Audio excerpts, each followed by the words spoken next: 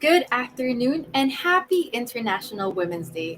I am Via Valderrama, VP for Collab of JCI Perlas Pasay, and welcome to our event, Dignified Menstruation PH, Reglasyon, a closer look on the relationship of where we explore the different perspectives with regards to menstruation and look into different strategies to build safer communities towards a dignified world without violence. But before we start, let us proceed with our national anthem, JCI Prayer, Mission, and Vision. Mga kababayan, ang pambansang awit ng Pilipinas. Kayang magiliw, telas ng sinangalan, alam ng puso, sa dikit mo'y buhay. Upang hinirang, kuya ka ng magiting, sa manlulupin, di ka pasisingil, sa nagatak tutok sa simoy at sa langit kong pagaw, ay hinatang tulad, awit sa pagkayang minamahal. Ang isang ng matawad mo'y tagumpay na nagtitingin, ang bituin at araw niya kailan pamay di magtitingin. Luman ang araw ng warhagit pagsinta, mo'y langit sa piling ko. Ang inigaya na pagkay mga akin, ang mamatay ng dahil sa'yo.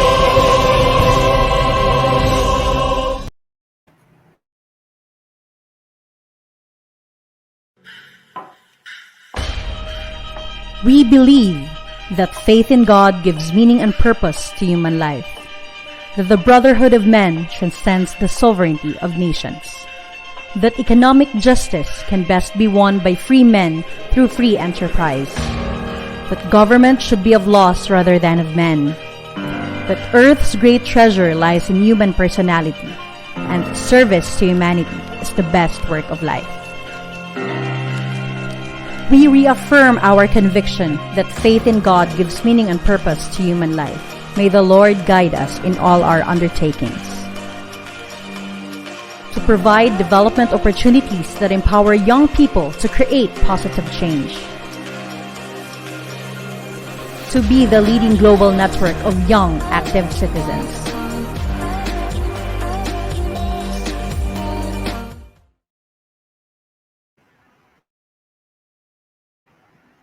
Okay, thank you for the ones who are attending this event. And right now, on our JCI Perlas page, before we really start this event, syempre mag-usap muna tayo. Kasama ko si Director Key ngayon. So, kamusta ka, Direct Key? I'm good. Happy Women's Month pala, VP Mm. Via. Ang tanong ko sa'yo, Direct Key, bakit ba kailangan ipagdiriwang ang pagiging babae? For me, kailangan natin i-celebrate yung pagiging babae natin. Kasi parang, ano siya, di ba? Dati kasi nung dati-dati pa, parang most of the time, puro lalaki lang yung mga napapansin kasi lalaki ngayon bumubuhay. Ngayon kasi parang equality na talaga yung inaano natin ngayon this time. Kasi kaya na nang gawin ng babae yung kayang gawin ng lalaki. So, that's for me. Ang galing naman pang Miss Universe yung sagot talaga. Pang Miss Universe kasi yung tanong mo eh. Nag-apply na talaga ako. Sige. Char. Sige, pag may mga tanong na ganyan, ikaw talaga tatanungin ko. Sige, may isa pa akong tanong. Naalala mo Huwag na ba pang yung Miss first... Ano? Hindi, Huwag ito na pang medyo, Miss medyo to pang icebreaker sa event talaga natin. So, naalala mo ba yung first time mong magkaregla? Ay, oo, sobra. Nung first time ko magkaregla, naalala ko, second year high school ako nun eh. So, I was sleeping kasi syempre, di ba, alam mo yung pag magkakamens ka, di ba, sobrang tamad na tamad ka, parang ganun. Ganun yung nararamdaman. So, natulog ako ng tanghali. Then, nung nag-CR ako, may nakita akong something. May dugo. Sabi ko, hala, may sugat ako. Akala ko, as in talaga, akala ko, hala, may sugat ako, ganyan. Tapos nagpunta ako doon sa mom ko. Sabi ko sa kanya, may dugo nga, ganyan-ganyan. Sabi niya sa akin, ganito gawin mo. Pinatalon niya ako ng 3 steps sa hagdan. Tapos, kasi nasa province ako nun. So, ang ginawa niya, kumuha siya ng gabi, tapos pinaupuan niya sa akin para daw, hindi daw ako matagusan pag nagkakamens ako. Tapos, yung perfume, pinahakbangan niya sa akin para hindi daw mabaho yung, yung mens ko. Ganun yung pinagawa niya sa akin. Ewan ko lang kung ginagawa pa ngayon sa panahon ngayon. Ako parang Basta sa wala akin, naman. Nung time ko, hindi ko na sinasabi matanda ka na directly. Konti lang yung ano natin, yung age difference. Pero nung ako, mm, actually kasi hindi ko ata rin nasabi agad sa mama ko. Yung kasama ko nun, yung best friend ko naman, na parang childhood best friend ko. Lagi kaming sabay mm, mag-CR. Tapos, nag-CR kami sabay. Tapos nagulat nga ako, may tugo, ganun. Sabi ko, tinawag ko siya, ala, ano to? Ganun, ganun. Tapos mas younger kasi siya sa akin. So, wala pa siya mm, nun. Tapos parang sabi niya, ay, yan ata yung sabi ni mami. Ganun, ganun. Tapos medyo nag-panic kami nun. Tapos medyo hindi, parang later on ko lang rin sinabi. Pero feel ko parang lahat ng tao, medyo memorable sa kanila yung pag mm. nagka-regla sila, no? Feel ko pag True. tanongin mo, kahit sino babae, parang may recall Naalala nila. nila. Mm. Yun, Hi, medyo Press Joy. Hello, Yes, ladies Brenda. daw. Hello, ladies. Yes. Hello po. Siguro, tuloy na ba tayo? Continue na tayo kasi Mm-mm. medyo nagtatagal pala tayo dito. Feel ko maganda na yung Yes. atmosphere natin for this Mm-mm. event. So Yes. proceed na tayo with the actual host for today. I would love to introduce the host of our event today, Miss Amber Luminario. She is the founder of Sierra Madre Sanctuary. She is a sustainability and resiliency advocate and a member of Dignified Menstruation PH. She is Miss Amber Luminario. Miss Amber, please take the floor.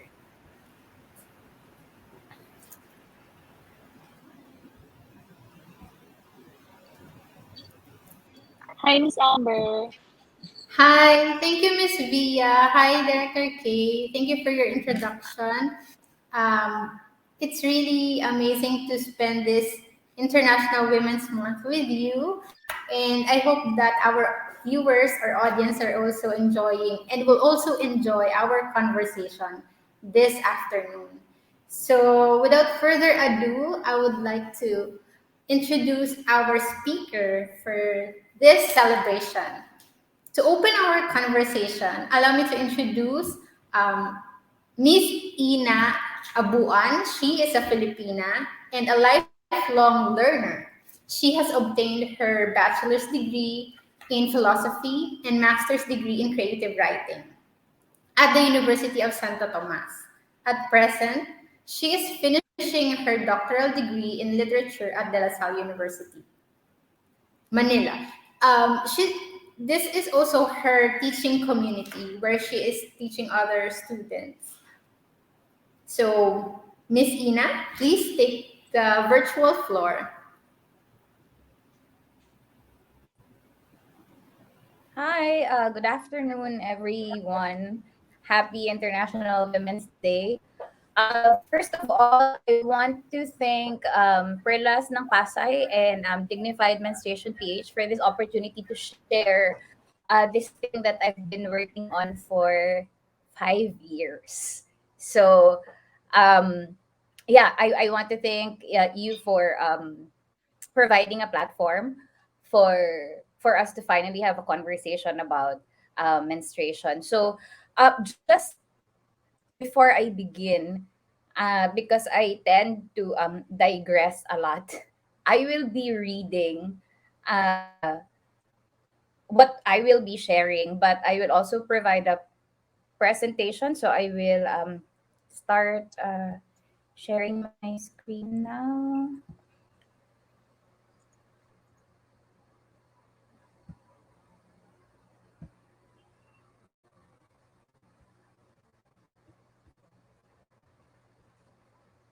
Um, do you guys see my presentation?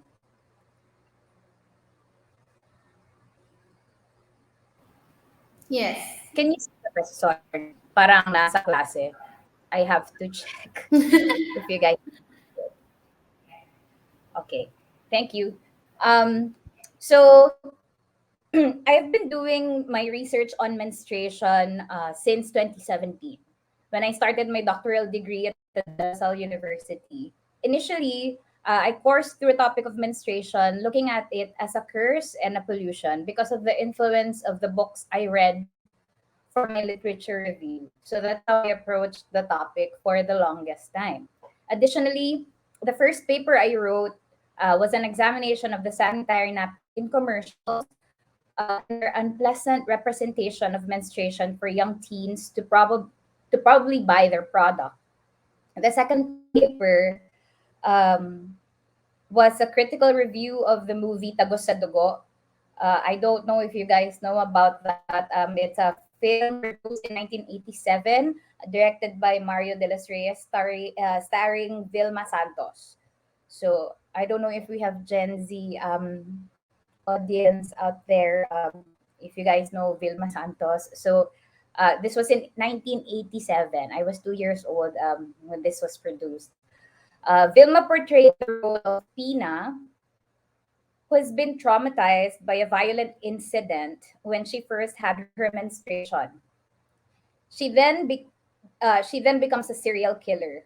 As such, all representations in popular media subscribe to the uncommon understanding, um, the academe and the lay, that menstrual cycle is taboo.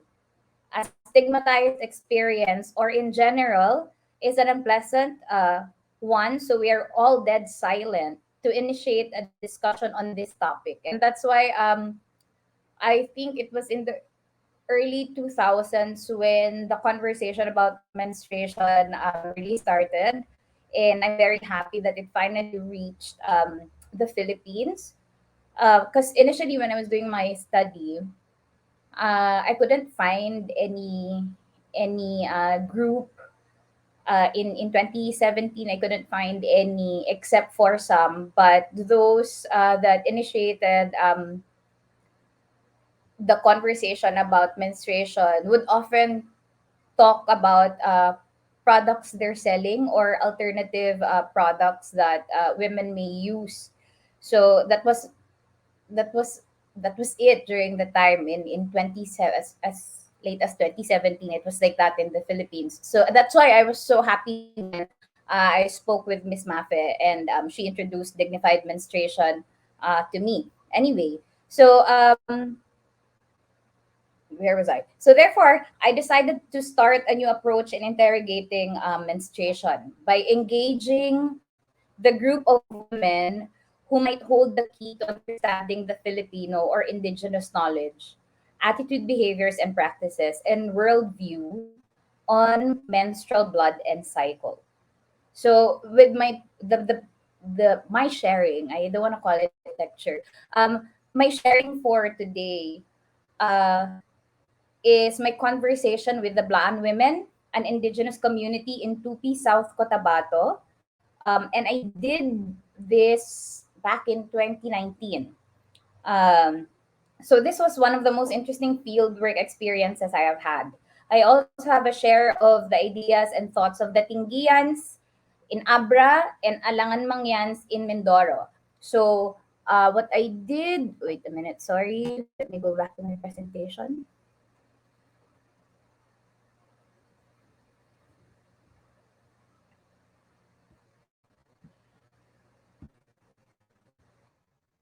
Okay. So what I did was I divided all my conversations with the three IT communities in the three age groupings. So I think this is a um, representative of the three major periods of the development or changes in their menstrual knowledge, practice, and worldview. So we have for the blank exclusively, it's lite. So I don't know if you guys can pronounce this, but me being an Ilocana, I can how do you say, harden my e. So it's lit, and they call that's what they call their period or even blood. Okay, and then you have it's the conversations with adult, and so that's an entry of non-indigenous knowledge, and with the teens, uh, so with the current or the defining period. So let me just clarify this part. So I divided I divided the groups so that I can trace sort of like the development of how menstruation or other indigenous practices about menstruation has flown. And so that's how that's how I let the conversation with them um, take place. So anyway,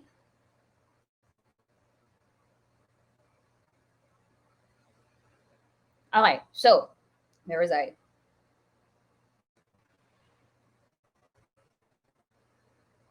So I have a meaningful conversation, okay, with all three indigenous groups, but I will share my initial insights I need to read the synopsis of the two others for my manuscript. So let's begin. So as I continued on with the interrogation on menstruation, with commercials and art films and articles, I felt some kind of displeasure with only looking at it through limited events. So as I kept on going, as I kept on studying, because I was exposed to looking at menstruation and on that negative lens, it took a toll on me. I wasn't having fun anymore.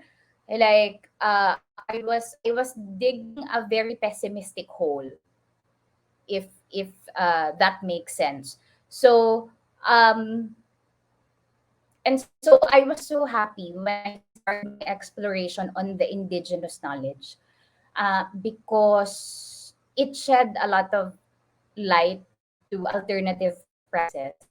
And in my opinion, and as I analyzed the our conversations, it wasn't as negative as I thought it was. So anyway, so as I continued with my interrogation, these are the things that I learned with the Blaan women. So I probed at the knowledge on menstruation and menstrual hygiene practices. So I asked them about that, and then their attitude and behavior towards menstruation and menstrual hygiene practices for all three age groups, and then their menstrual hygiene products.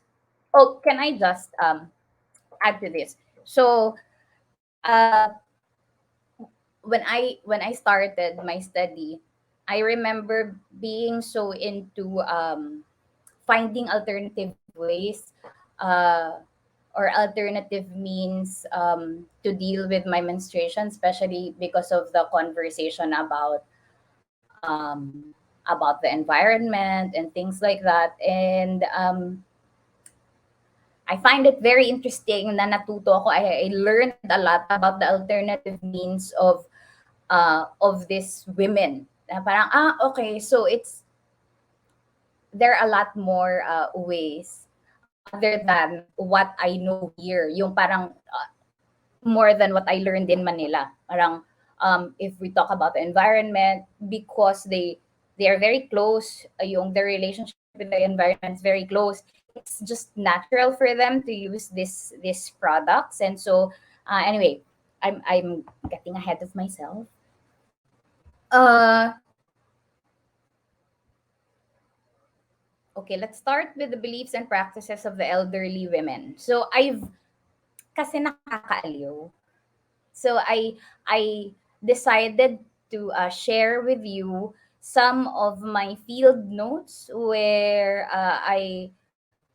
the quotes that you see here are directly lifted from the conversations I had with them. So for the elderly women, medyo ano na sila, uh, quite far from my menstrual experience, so uh, I had to help them recall their menstrual experience. So these are the interesting gems that I that I've unearthed. So here, sabi ni nanay, bakit may dugo sa banig? Dinuguan ka? Sabi ng nanay ko. Sabi ko, oo, nay. Bakit? Ano ba ito? Sabi niya, dalaga ka na. Sabi niya ba, baka may maggalaw sa'yo bakit ka ganyan? So, the reaction was, baka may gumalaw sa'yo. And so, the nanay Ligaya, the one I interviewed, sabi, ang sagot niya sa nanay niya, ikaw nanay ikaw ang magtingin kasi yan nalaglag lang sa akin yung dugo. And then, and so after that, binalot ni nanay yung banig, and siya yung naglaba. One of their beliefs is that wag daw ipakita yung dugo sa tatay. I will explain that later. And then here's one more. So I asked kung alam ng nanay, and then sabi niya, oo, pag may dugo kayo, parehas sa amin, pag magdugo kayo, dalaga na kayo. So these are the observations that I had when I reviewed my notes about our conversation. So the mother has to secretly get the blood of the daughter who had just experienced menarche and secretly dab it on the daughter's face. So it's not the usual practice that we have where, and I remember I was talking with the Perlas ng Pasay ladies, and they were talking about this mga pamahiin that they had to follow. So with this one, Nanay Ligaya said that the mom daw has to secretly do this without even telling the young woman about it. So like kung ako yung niregla, secretly kukuhanan ako ng dugo ng nanay ko tapos idadab niya. Okay, so yun daw. Kasi hindi daw it won't have any effect pag nalaman nung dalaga. And then I was also surprised that some of the things that they told me are also things that I've heard from friends, from those I've asked since I did this research. So from students, ganyan. So another one is jump down the stairs so the face and skin will not age fast and the body will remain strong. Sorry, I got ahead of myself. Contrary ito doon sa normal na paniniwala na if you jump down the stairs or basta 3 flights of stairs, ano siya, 3 araw lang yung regla. Sa kanila meron to, jump down the stairs so that you won't age fast and the body will remain strong. So this was new to me when I heard this. And then this one, don't show anyone of your menarche lest you will have a longer period. So they have this belief as well. Do not tell men that you're menstruating. Telling them about it will weaken the menstruator's body. Okay? But also there's this belief that if you tell them, magkakasakit. Like if you guys recall the account of Nanay Ligaya na wag daw sabihin sa tatay niya. So do not have sex during menstruation lest the ovaries will be squashed. Actually, the term they use is nganganga. Okay, nganganga daw yung uterus once you have sex. One of the most interesting information I got here because if you look at menstruation through that negative lens of it being taboo, it being demonized, lagi mong maririnig na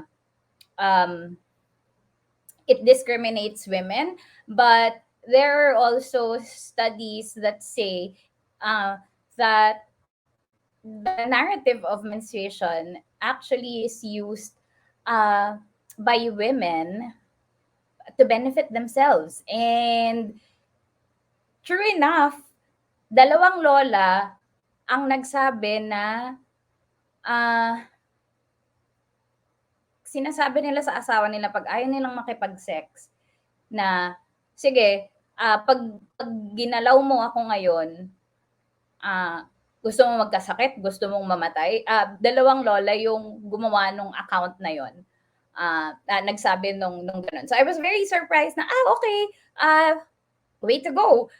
In terms of like taking a hold and control with your body, yung ganon. So with their practices, since they had their menarche during the 1960s, ganyan, 1950s. There was no underwear, so they were just wearing malong. And during their time, and during that time, they would use an old cloth which they tie with an abaca string to hold it together. And they call it lapat or ipit. And old cloth ito that is soft. Since there were no detergents and soaps yet, they used a sap from a tree and actually a fruit. They forgot what it's called, but it's a fruit. Maasim daw siya, pero hindi na siya readily available dun sa area nila. Sa bundok na daw siya nakahanap. Tapos papaluin nila yung yung tela with that one. Now with the beliefs and practices of the middle-aged women. So wait, let me go back to my notes, sorry.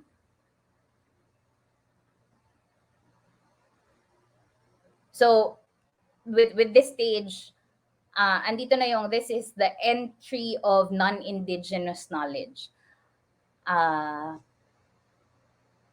So here are the quotes. Pag nalaman daw ng parents mo, lalo na pag parent nung babae, madali daw siyang mamatay. Kaya nung niregla ako, tinago ko yung panty ko. Although to be fair, this account parang is an isolated case because most of the women that I interviewed in that group, wala naman silang ganito. So, ganun din, on dabbing bloodstain underwear on the face, hindi siya katulad ng account ni Lola Ligaya na dapat in secret idada. So, yan. And I love this part where the mother said, kasi sabi niya, ayokong ilagay kasi kadiri. Tapos,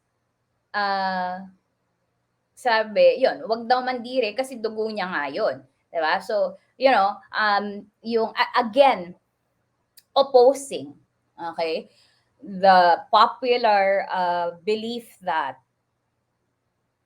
we were taught na pangdirian yung mismong dugo natin. Ayun, nagganyan din ako para wala. Nangyari ba, Miss Kay? Okay. So, and then I asked them, lahat ba ng tinuro ng nanay nyo sa inyo, pinaniwalaan nyo? Tapos sabi niya, paniniwala yun ng nanay ko eh. Di paniniwalaan ko siya. Yan. Tapos, this account naman, she was so afraid nung una siyang niregla. But she was comforted when she had that conversation with her mom na sabi niya, okay lang yan kasi natural lang yan. So, monthly ka na magkakaroon, ibig sabihin, nagdadalaga ka na. Okay? So, their beliefs, which are quite, the beliefs similar and some different from those of the elders. If the parent knew about one's menarche, the parents will die. Like the account that I showed you a while ago. For some, hindi ko alam kung naka-live na ba kanina. I remember Via saying that sa friends siya nakipag-usap. But with this, I majority of them, especially yung mga hindi dinatnan sa bahay, ask their friends, their girlfriends. Lalo na yung mga nagkaroon na kung ano ang dapat gawin. Okay? Ano ang mangyayari. So they ask their experienced friends about it. And then the mother told the daughter to wash the bloody underwear with water lang. And then dab it para walang pimples. And then there. So they have that also. Go up and down the stairs a couple of times for shorter menstrual periods. So there, skip 3 treads of stairs to have just 3 days of period. So that's quite different na from the older belief about stairs na lalakas yung katawan mo. And then don't take a bath on the first day of your period so it will continue flowing. So wag daw maligo ng first day, but second day okay na. But as I was listening again to the interview, tawang-tawa ako kasi may Ilocana within that community. Sabi niya, "Mama ko baliktad." Sabi niya, ako hindi talaga ako naliligo." Sabi niya kasi takot ako kasi sabi ng lola ko, baka mabaliw daw ako. So, yung just the thought of maligo, kinikilabutan daw siya. Sabi niya, ayoko, baka magbuang ako, lumabas ako ng bahay ng walang panty. Sabi niya ganyan, and then she laughed. Yun. So, nakakatawa yung lahat din sila sumagot na parang, ay, oo siya, iba kasi Ilocana siya. So, iba yung belief niya sa belief namin. Parang ganon. What else? Don't go out. Oh, here's one thing. I don't know if you guys know about this. Don't go out to avoid stepping on animal manure. If you step on animal manure, your menstruation will smell bad. Okay? And then, don't walk near the plants. The plants will die because the blood smells bad. So, kahit daw paghihingi sila ng gulay sa kapitbahay, sabihin na may regla ka ba? Kung may regla ka, huwag kang lumapit. Kasi mamamatay yung halaman. Again, a practice that I didn't see when I spoke with the elders. And then they discouraged to go to wakes, or else the blood will smell and the blood will get darker. So again, a new belief na, which I didn't hear from the elders as well. And then no one called the lapat, yung cloth, lapat. Ay, ipit. Kasi yung mga matatanda, ginamit pa yung ipit na word. Pero sa kanila, lapat na lang. And then there's this one lady, not from the community, nakapag-asawa lang siya doon. Ang tawag niya, pasador. So, but everyone else called it lapat. So, kasi ilalapat mo siya. But better to, and then their belief is that it's better to use the lapat for it keeps the blood from flowing. Sorry, can I go back? Because apparently I didn't put that quotation here in the PowerPoint presentation, but I remember one participant from the elders said na nakakainggit sila ngayon kasi may napkin na. And then I remember Lola Ligaya, because Lola Ligaya was the pinakabibo in that group. Sabi niya, bakit ka mainggit? Sila nga, ang dami nilang sakit, ang daming nagkaka-UTI sila, nagkakatumor sila kasi gumagamit sila ng napkin. Tuloy, hindi nagfo-flow yung dugo. Kasi that's parang one observation that the elders, together with the middle-aged women, share that kapag nag-napkin daw sila, tumitigil yung dugo. And so, when I probed on it, if they go out lang, like, as in out of their house, ganyan, that's the only time that they they wear napkins, pero if they're just at home, either they let it freely flow, or they wear lapat. And I remember when I was looking at menstruation in a very negative lens, laging ayaw ng mga babae because it's such a pain, it's hassle, ganyan. Uh, when I spoke with them, it wasn't, yeah, they said all that, but it wasn't said in such a disdainful tone. And then, isa sa pinaka-problema lang nila about pagre-regla is maraming lalabahan. So I remember, again, I go back to Lola Ligaya, siya daw, nililibing niya na lang yung tela kasi ayaw niya maglaba. Okay? So, and then one noticeable thing when I spoke with these women is that uh, pumapasok na yung usapan ng pills, uh, and they call it control. And that they've observed that their menstrual flow uh, was different from compared to before they used pills. And then in this account as well, they spoke about how different their experience uh, is parang the difference between their experience of menstruation then yung before they gave birth, and then now after they gave birth. Yung may isa sabi niya na dati sumasakit yung puson niya, ngayon hindi na kasi nagpe-pill siya. Ang sumasakit na lang yung regular na migraine, ganyan, pero yung puson hindi na.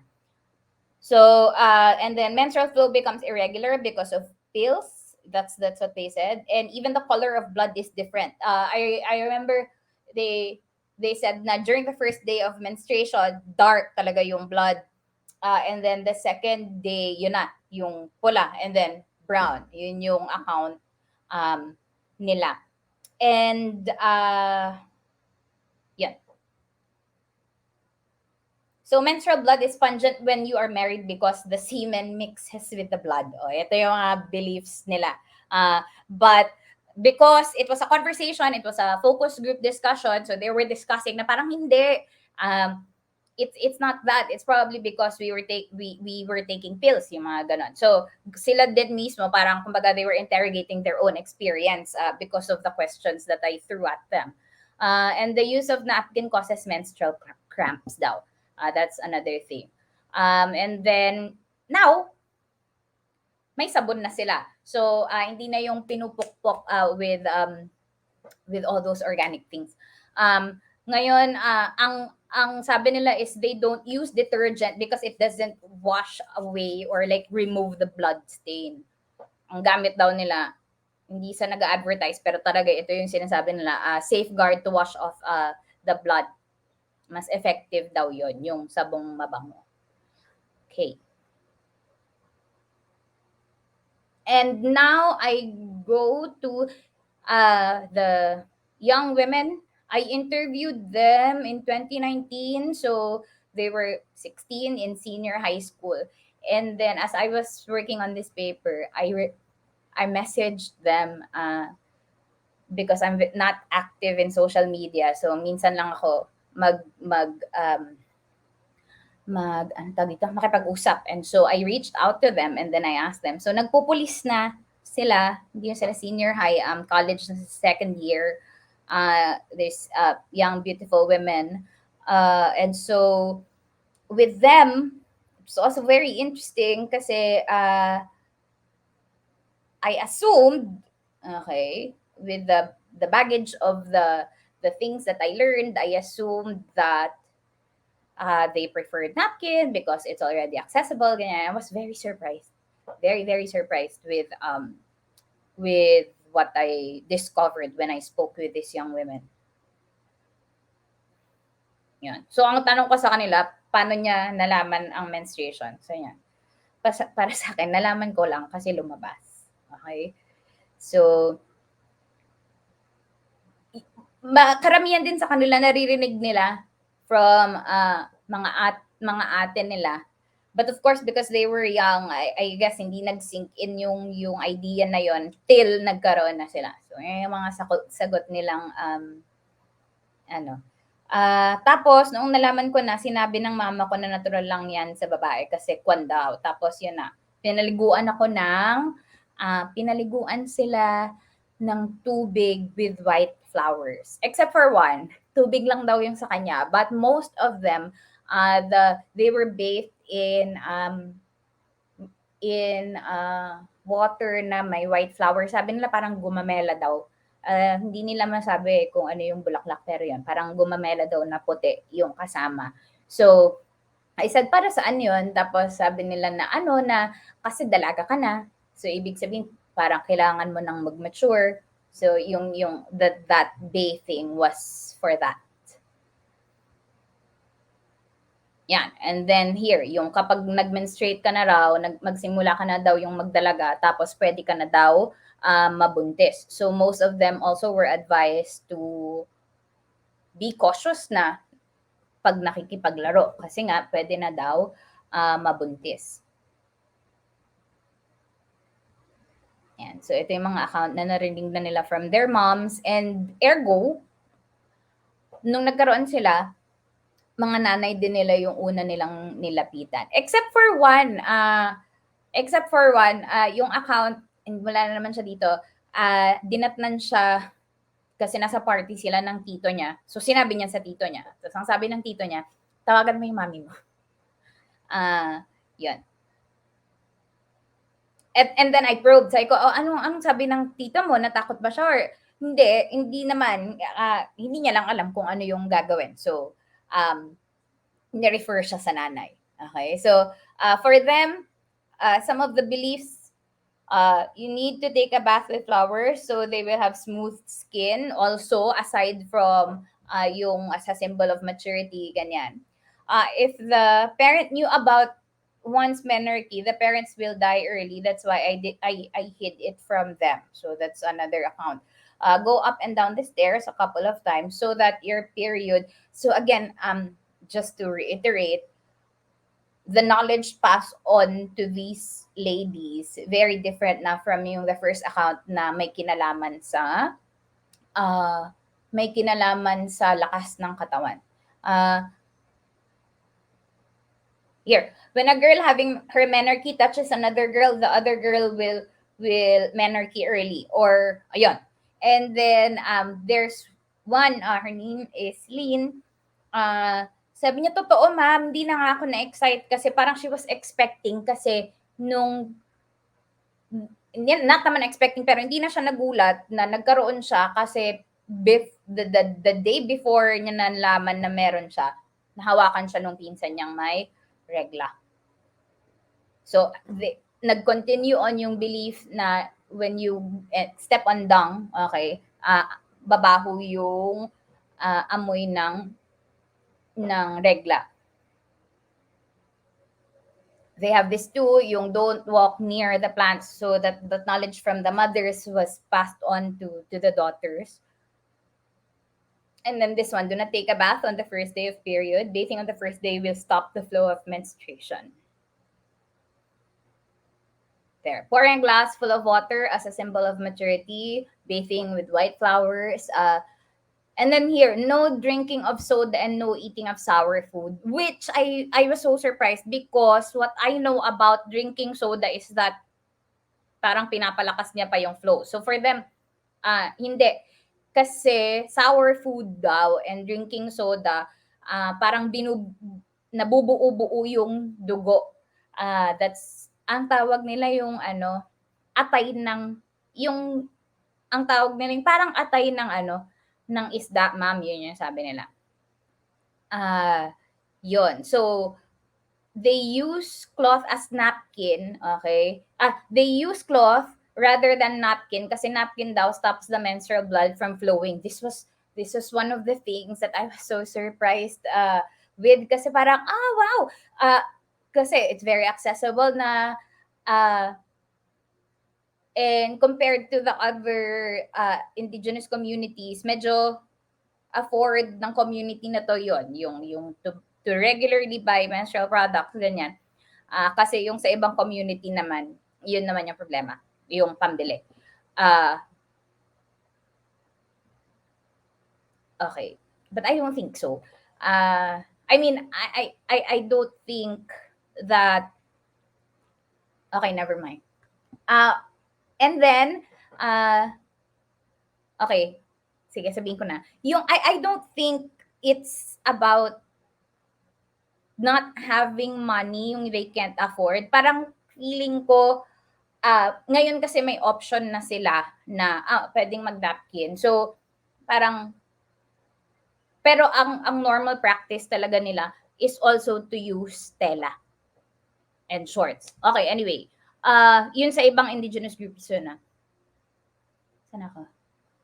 So they only use napkin when they go out of the house to avoid stain. I remember there's this one mom, nandun siya sa ano, uh, nandun siya sa focus group namin, nadaan siya. Tapos sabi niya, oo, binibilihan ko yung mga yan ng napkin pero hindi naman nababawasan. Tapos yun, sumagot yung anak niya na, kasi ayoko kasi titigil yung dugo.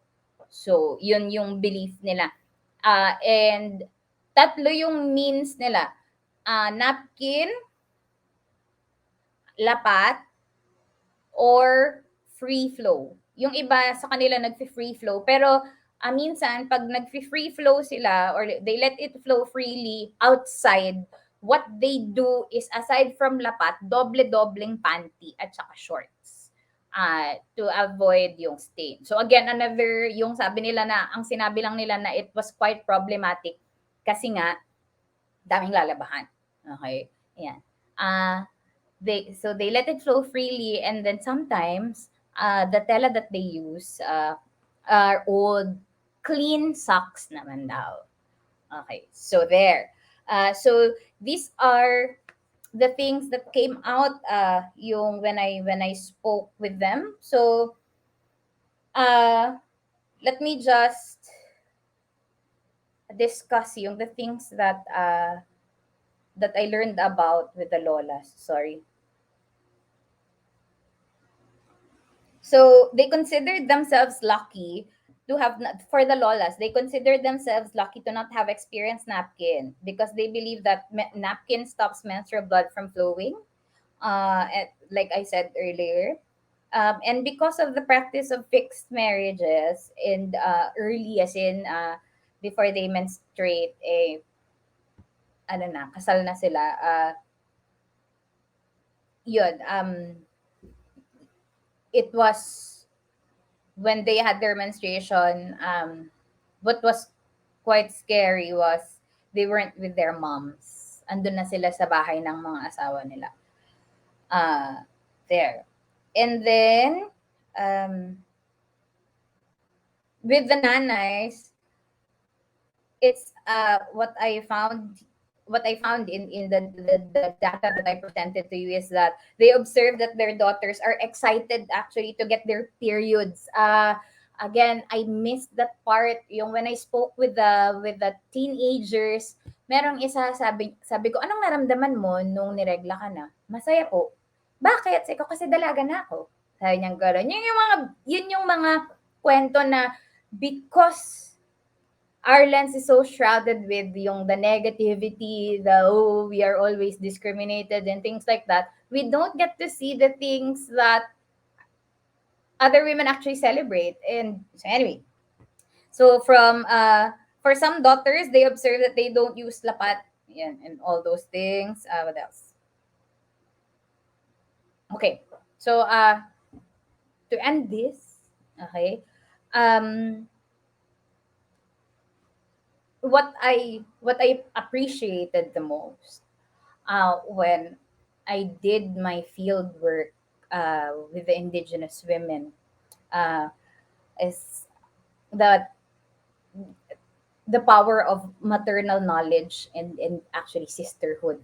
That's because that's a common experience. You run to other women for advice. Yan. So despite some of the differences in their beliefs and practices, what is striking is the commonality each generation shares. It is a milestone that marks their passage from girlhood to womanhood, a time when a different kind of care and value must be dedicated to one's person, a time when the young woman seeks the advice of the older woman, which generously and gently bestows on her. So, menstrual knowledge is passed on from one generation to the other by the women. It is obvious and practical for these knowledges to be passed on by women because they are the only ones who experience them. In the contemporary world where patriarchy has disguised itself in many forms and has taken upon itself to be the authority and source of knowledge, it is comforting to know that there are women who are very much attuned with their bodies, that no matter how loud and how colorful TV advertisements are in convincing women to use their products, women choose to listen to their bodies and to what their mothers and sisters have taught them. What I have observed from the Blaan women's menstrual practice is the sense of bond they share with each other. Menstruation, as a natural occurrence in a woman's life, is seen as a source of power to be shared with women and by women. Uh, what I learned from exploring what is outside the boundaries of comfort, which are Manila and the academe, is that there are still so many things about menstruation to learn about, as many and as diverse as the Filipino women out there. Um, but as much as there is diversity, it warmed my heart to know that there are common beliefs and practices that most Filipinas share, which is motherhood and sisterhood forged by the potent power of menstruation. We need to start a new conversation. Um, we need to start the conversation anew. We can use the power of traditional media or of social media as well as the academe to salvage whatever can be salvaged of the indigenous knowledge, attitudes and practices, and worldviews that could enrich our conversations on menstrual blood, menstrual cycle, and menstrual experience to combat the popular approach of further stigmatizing and demonizing menstruation. So our conversation must not stop after my lecture. Thank you.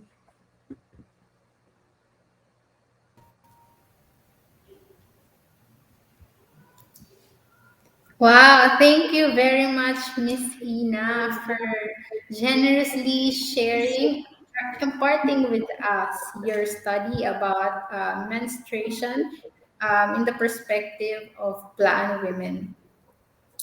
The key points that I took note of are the beliefs, practices, as well as the issues or challenges of fixed marriages. But the one thing that struck me the most is that it's a bond of women in the indigenous community. So at this point, before we continue in our with our reactors, I would like to acknowledge some of the comments that our women viewers shared a while ago. We have some points from Abby Nuarin. She said that bawal daw magkamot kasi magmamark. So this was her comment. And then also, um, there were shout outs from Tarlac and Tanza, from Danica, Luna, Carbonel, and Nanilin Botoyan. Thank you for watching and joining our conversation. So at this point, I would like to introduce our reactors on stage. Miss Via, VP Via of JCI Perlas Pasay, and President Joy for this afternoon. Also, we have here Director Kay Quaresma to also join us in our conversation.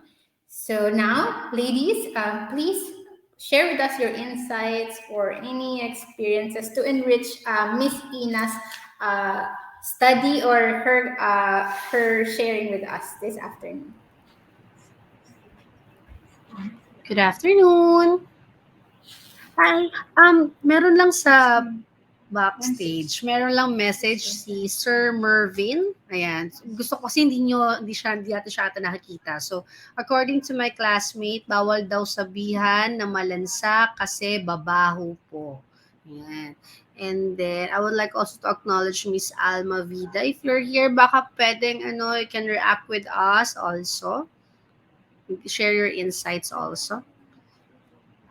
Okay, so, ikaw na muna siguro, VP Via. Honestly, this event was really, for me, actually wala kasi ako masyadong alam sa mga yung kasabihan talaga. Kaya yung nung nakausap ko si Direct K, and like, and everything you said, like I know nothing about those traditions at all. And even nung si Press Joy, before we even started, wala talaga akong alam. Like, kahit yung mom ko, parang hindi naman, wala na siyang sinabi sa akin nung nagkaroon ako. So, parang medyo parang eye-opener rin sa akin about this research, because like, I guess that it wasn't really an open conversation with my family. Like, it was always just like, may regda ka na, parang ganun. Tsaka ako kasi like, I don't feel anything. Parang hindi ako nagiging bad mood, hindi ako na umiiyak masyado. Ganun. Parang wala masyadong effect sa akin when I get my menstruation. So, I don't know, it didn't really seem like a big deal in my life. And like, I didn't really think about it so much. So like, as in this research was really like interesting to me, kasi parang may mga ganun, parang alam kong may mga kasabihan, like yung mga from elders, ganun. Like, I don't know if there are a lot of people just like me who don't know anything about these researches, but this was really good for me, kasi maganda malaman yung there's this sense of bond, there's this sense of like, kasi makikita mo nga yung sinabi niyo na may encounter yung na yung tito niya lang yung kasama niya, tapos sabihan mo yung mama mo. It just shows that, I don't know, I think it's very nice in a way. Hindi naman sa exclusivity, pero parang it's nice to know there are people you can trust with these things, who have the same experiences. And parang in a way, these like kasabihan, these make it more, I guess, fun to have. Your menstruation is not just menstruation, but like a part of your life, na parang ewan ko, it makes it very very interesting, na I wish konti, medyo inisip ko, sana medyo na-experience ko rin yun, mga na sinabihan ako ng nanay ko na tumalon ako ng 3 beses. Talaga, Vips? Hindi mo naranasan yun, Vips? Talaga, wala talaga. Swerte mo naman pala. Pero siguro, Miss Ina, if, kasi katulad niyan, yung sa kanya, yung kanyang diniscuss niya regarding dun sa, yung sa tito niya na kasama niya, and then, syempre, okay lang ba yun na, kasi, pwede naman, yes, so parang, we have this exclusivity nga, but then, we still need the inclusivity, parang, dapat ba lagi, di ba? Parang dapat ba laging babae yung may alam regarding this one? Di ba mas okay din na yung may mga, kasi may mga father, di ba? May mga single dad na syempre, tas dalaga yung anak nila. And then, di ba, mas makakatulong din siguro sa kanila if they know something about this, how to respond about this. Lalo na para sa mga dalaginding nila, di ba? Pag nagkataon. So, yun lang, medyo, actually, pag ganun nga, medyo nakakatuwa na there's this thing na pwede pala natin siyang pag-usapan, diba? Pwede pala na wala namang kailangang pag-isipan na mga bawal-bawal. But then, in order for us to stay connected to one another, mas maganda rin palang pag-usapan siya. There's nothing wrong about this naman pala. Tama ba? Tama ba yung Miss Ina?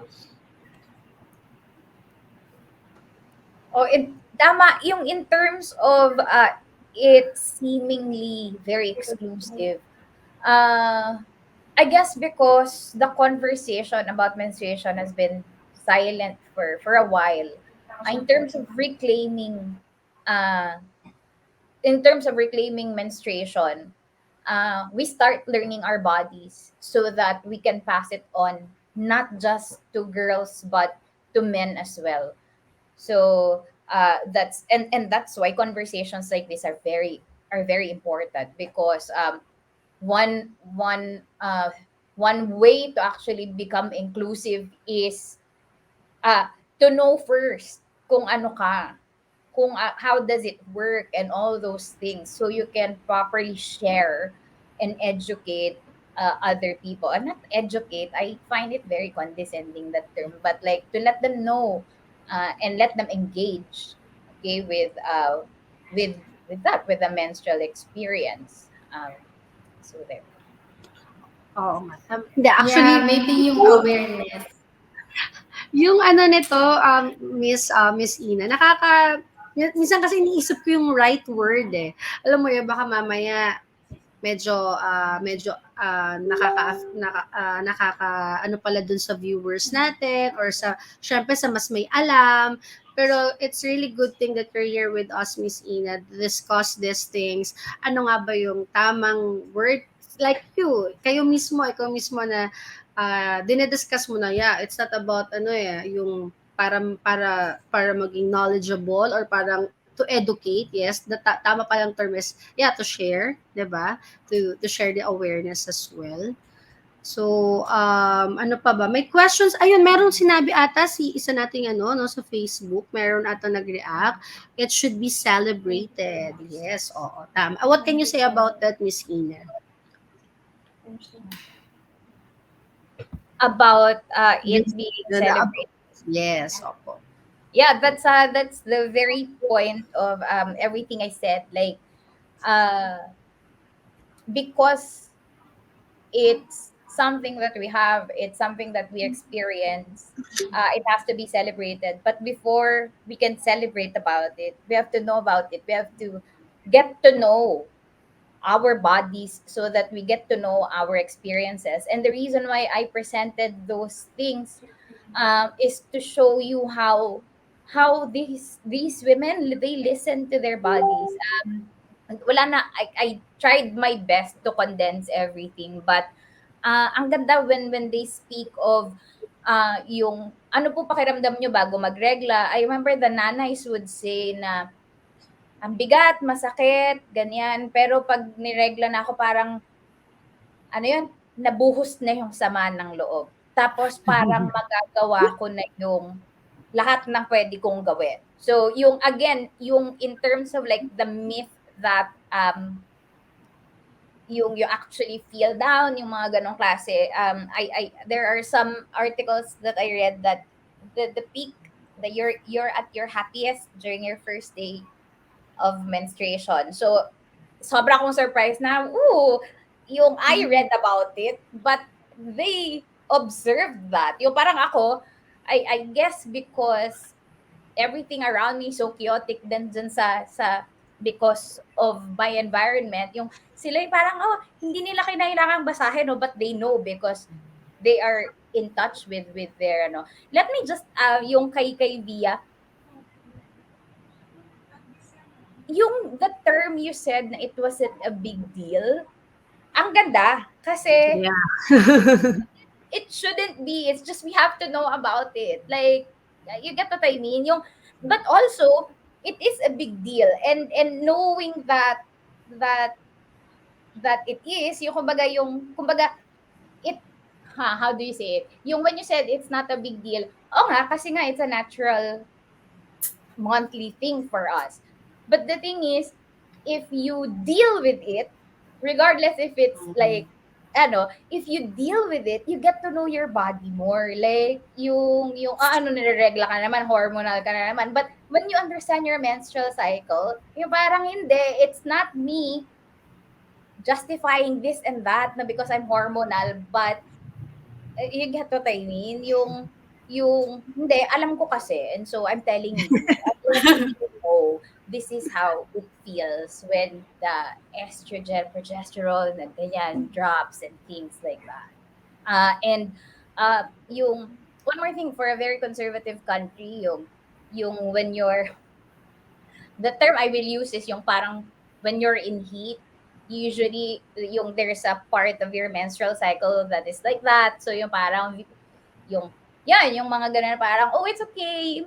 Parang you don't need that Catholic guilt na okay lang it's part. So parang when you probably like say your prayers to God that you have those thoughts, you tell God na oh it's because of my body also.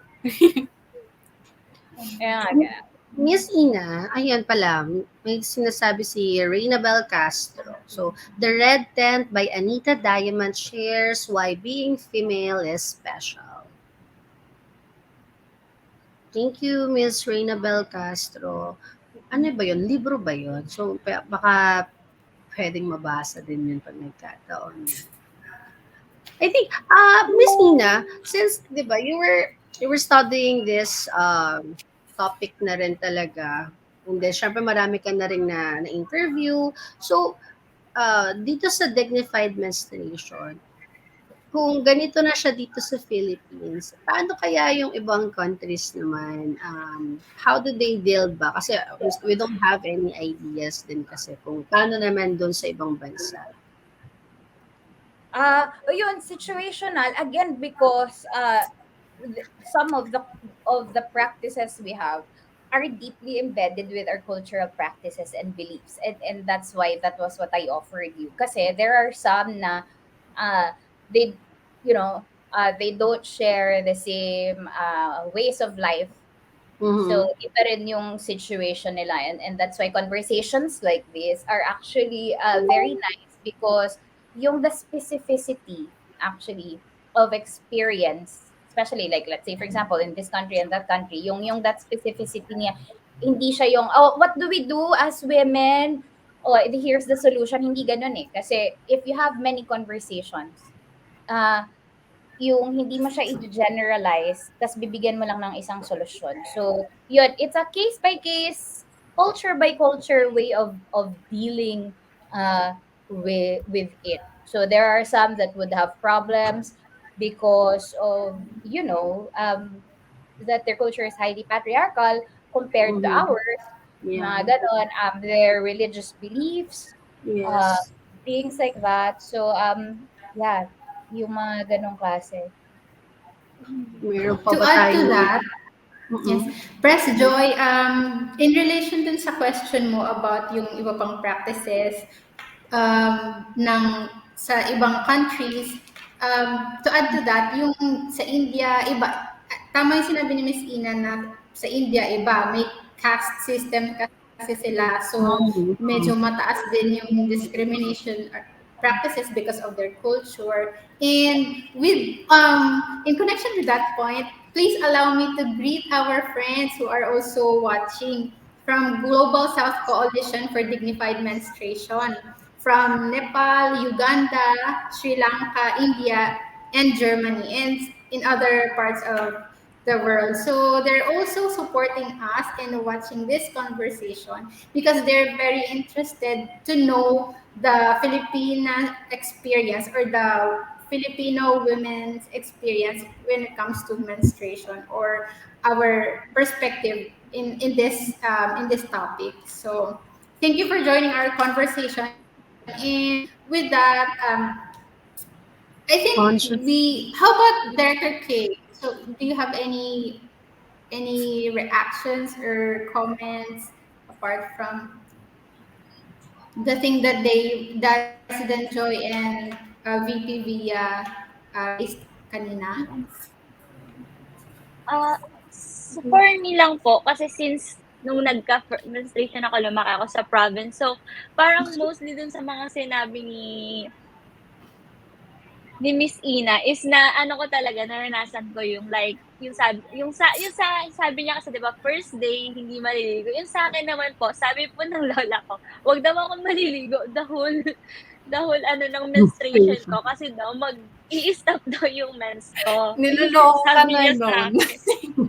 Hindi, yun talaga yung sabi niya sa akin. Yung sabi ng lola ko. Hindi Tapos pa naman uso yung bawal hindi daw. pa naman uso yung scam before, eh, mga budol, 'no? Nung Hindi pa high natin school ako, masasabi yan wala. sa mga lola Mm-mm. natin. Na niloloko niya lang ako. Baka ayaw na siguro ko palabasin ng lola ko, gano'n. Kaya sabi niya huwag akong maligo. Pero yun po, yun naranasan ko talaga yung mga pamahiin na mga inaano ng mga matatanda dati. Kaya parang sobrang na-enjoy ko yung talk. Sorry, yung actually yung sinasabi nyo na baka scam tayo ng ano.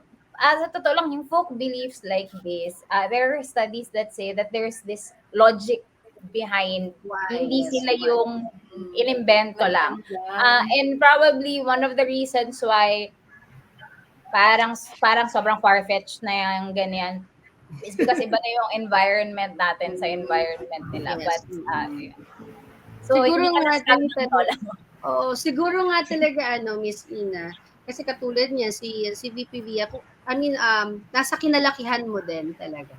Kasi katulad niya si VP Via, parang welcome naman sa kanilang ganyang topic. That's why hindi naman siya nagkaroon ng struggle or nagkaroon ng ganitong experience. Hindi man struggle, but then the experience of having this thoughts, 'di ba? Yung mga ganitong beliefs when it comes to the menstruation, 'di ba? Kasi ako siguro, syempre mas medyo matanda rin kasi ako kay VP Via, kaya yun. So, yung mga kasama ko din matatanda before, makalola din ako. So, talagang yung mga ganyang klase ng mga sinasabi nila, may pinanggagalingan din, 'di ba? Siguro meron ding history sa kanila yon. That's why nagkaroon ng mga tama, yung mga ang mga story nila, 'di ba? Kaya siguro kasi kay VP kay Direk K, isang linggo eh. Kunyari yung the whole process ng menstruation niya. Sa akin naman 3 days lang naman yung sabi ng lola ko, 'di ba? O so Na 3 days siguro lang mens ko, press. no, 3 days lang ayun. yung menstruation ko. Oh, malay mo na. Okay, okay. Okay, so Ayun. yung sinabi ata si ano, si Yes. Yeah, yes, si Miss Alma. Miss Alma Vida ba yun? Yes. yes. May She sinabi said siya, na consciously female. Book by Paula Spencer and Tracy Gaudet is also a good reference to know more about our bodies, health as women. Sige. So thank you, Miss Vida, for this information. Also, ang maganda ng I think one of the good things about this conversation is that it's not Western. Our conversation is really Filipino and an IP perspective. So I guess we know that we can access these books, these references, but it will always present to us a narrative of another culture, a narrative of a foreign menstruator. So I hope, and actually, with our conversation, one of my prayers is I hope we can continue researches about menstruation, baseline researches. I can still remember Mafe initiating a research, diba? I hope that we can support something like that so that we can move forward with our conversations. More substantial and more interesting and with back up with data, diba? Para sa ating mga Filipina. So that we can inform not only women but also yung men din, like what you said, Press Joy, kanina na, di ba, we have to be inclusive and we should also involve men so that they can be helpful in this time of the month, so to speak. I actually would like to open another conversation. May time pa ba tayo? yeah, sige, go ahead. Kasi parang Pico, since siguro nga parang iba talaga yung experience ko when it came to that. But then, one thing I guess na observe ko is, di ba, recently nagkaroon ng mga iba-ibang types of, instead of napkin, you can use a tampon. Instead of a tampon, you can use a menstrual cup. I think, hindi ko, I'm not sure if it's just like part of like our culture, pero parang the thinking of using a tampon and a menstrual cup parang I see a lot of people, cause I use a menstrual cup. I see a lot of people like they're kind of very hesitant to use it kasi parang sa utak nila is, may papasok ka sa loob mo, ganun, parang ganun. So yun yung parang yun siguro yung na-experience kong um medyo Mas na ano mas ako na modern yung sa'yo. siguro siguro nga kasi what I saw from that, I was actually really open to using these newer products like tampon. As in, nung una, I used to use tampon kasi ako yung napkin sa akin, hindi ko lang medyo sensitive yung skin ko down there. So, whenever I use napkins, I get rashes. So, as in pumunta ako nag-research, nag-Google ako like what can I do? Kasi parang struggle, yun yung struggle ko. So, na-discover ko yung tampon. And like, I don't know anyone at that time who was using a tampon. And I just like bought it myself. Tapos mahirap kasi ang mahal dito. Tapos, kailan pa yun? High school pa ata ako nun. So yun, tapos, sabi ko, grabe, gagastusin. Sana worth it. tapos Google pa ako, tapos mag-YouTube pa ako, paano maglagay ng tampon? so, yun. Pero, Yan din ang maganda sa generation mo ngayon, Via, no? Yung you get to research. yeah. Yeah, exactly. Before, wala naman kasing gano'n. So what do you use now, Via? I use a menstrual cup. I use menstrual cup, and what I love about menstrual cup is yung kumbaga the blood is not this, even if kasi di ba you touch it, you smell it, para siyang abstract concept pa rin kasi durog na kapag kapag nasa ano. But like with the cup, it's like, oh my God, it's Kita mo tuloy. yung parang pag dinunk mong gano'n, okay, so this is the uterine lining. Yung mga gano'n. So, yun, There's beauty in it. yeah, kaya nakakatuwa yung experience mo, Via. How, do you mind if I ask kung how old you are? I'm 22. Very Okay, young. goodbye. Kasi yung mga pamangkin ko din, and surprisingly, yeah, ganun din um, yung again, kasi ba cultural, yung cultural na ano. So, yung mga ganyan, hindi tayo sanay. May papasok ka, ganyan. But I remember speaking with a nun, and she shared, and this was very surprising to me as well, that yung their order pala supplies them with cloth. So they don't use napkin. Cloth yung ginagamit nila. And then yun, nag-usap kami about yung that I use the menstrual cup. That's how is it daw yung mga ganon. And yung mga pamangkin ko, I think about your age, ganun din yung they'd ask me to buy them these menstrual products. I would help them yung kung paano gamitin, but wala eh, doesn't fly. So parang, okay, o di, hindi, it's not for you, yung gano'n. Or, sige, you'll get there, it will take time, but you'll get there, yung ganong klase. But, yeah, Via, itong story mo kasi it's a very your generation kind of feel. But at the same time, like, saan din galing, di ba, yung information na yun? So mostly, especially now, because nga the conversation about menstruation has exploded talaga globally, you get to access information from other women, mga ganong klase. So kahit hindi sa nanay mo, kahit sa friends mo or sa internet, yung, you know, yung that kind of thing. So, yun lang. Ang Deep lang. galing. Ang galing ng conversation natin. That intimate. That, yung sinasabi ni Miss Ina kanina na specificity. I commend you, Miss Via, for sharing with us in this conversation this kind of topic, because it's really for me a milestone for this kind of conversation na ma-float ng ganitong mga types of menstrual products, because it also shows how mature we are in participating in this kind of conversation. So it's just normal. Parang this is my first time to really listen to women talking about menstruation in a very normal and a very parang very laid back way. So, well, for me as a menstruator myself, very liberating and very uh, parang groundbreaking or breakthrough talaga siya for me. So, yon. Mm, do you have any other points to raise or any other insights that you want to share before we close our conversation? But there will be an installment naman of this conversation that we're having. Oh, meron pa ba? Meron bang nang-graph pa? Wala naman ata dun sa page, no? Yeah, wala na Wala akong na po. nakikita. Okay.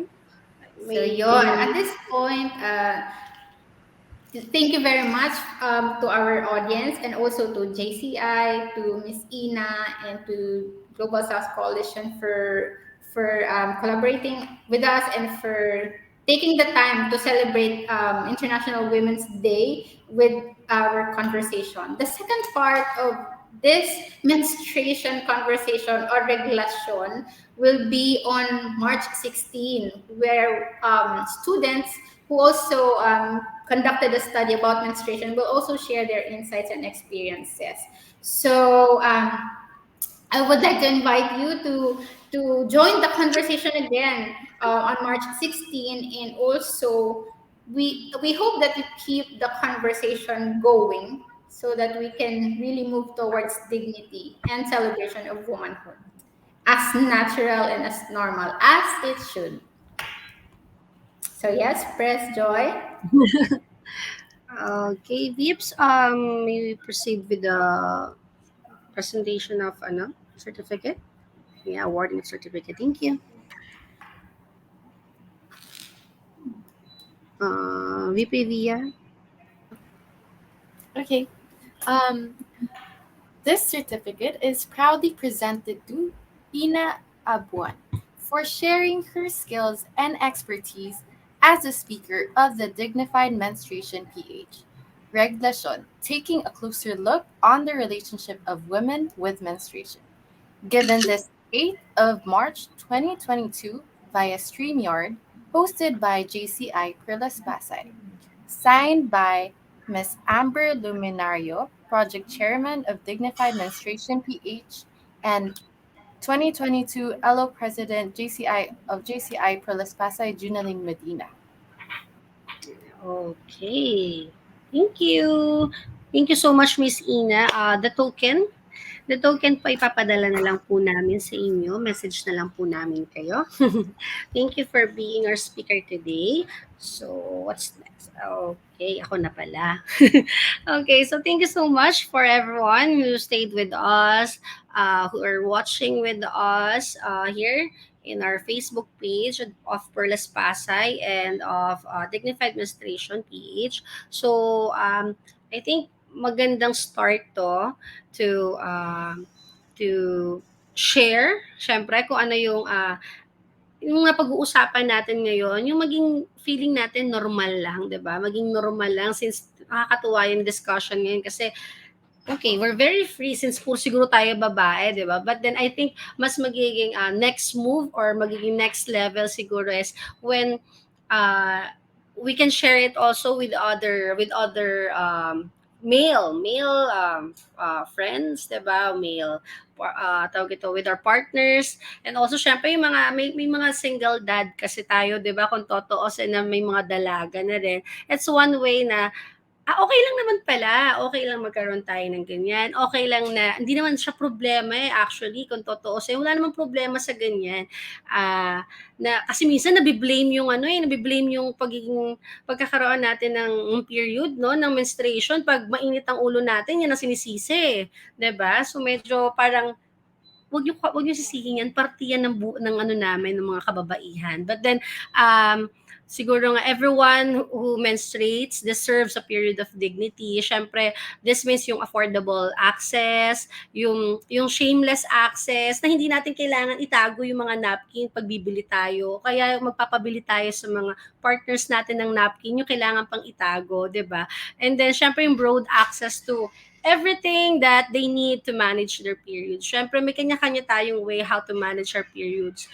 And then this is one good way that it's natural, it's okay. Walang problema sa pagkakaroon ng period na ganito. It's because it's part of every woman, di ba? So nakakatuwa. I'm very thankful for this first part of this dignified menstruation talk here in the Philippines with JCI Perlas Pasay and Dignified Menstruation PH.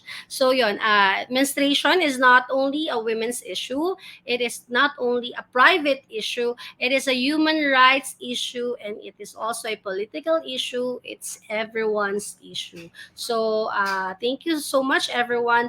Thank you, Miss Ina. Thank you, Miss Amber, and thank you for for all the BODs of Perlas Pasay. All right. Thank you, Press Joy.